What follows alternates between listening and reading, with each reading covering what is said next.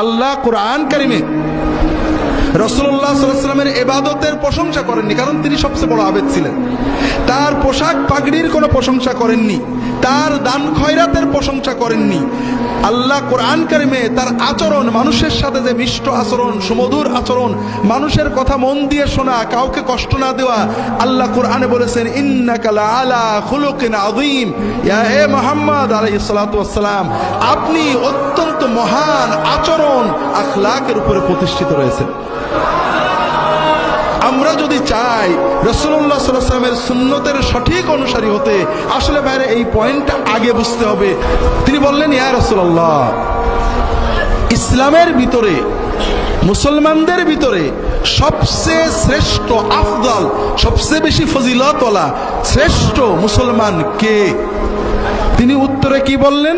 মুসলমানদের ভিতরে শ্রেষ্ঠ, সবচেয়ে ফজিলত, সবচেয়ে মর্যাদা ওই মুসলমানের বেশি, আহসানুহুম আখলাকান খুলুকান, মুসলমানদের ভিতরে যার আচরণ, বিহেভিয়ার, মানুষের সাথে যার আচরণ সবচেয়ে অমায়িক, সবচেয়ে সুন্দর, ওই মুসলমান হলো মুসলিম সমাজের ভিতরে শ্রেষ্ঠ মুসলমান।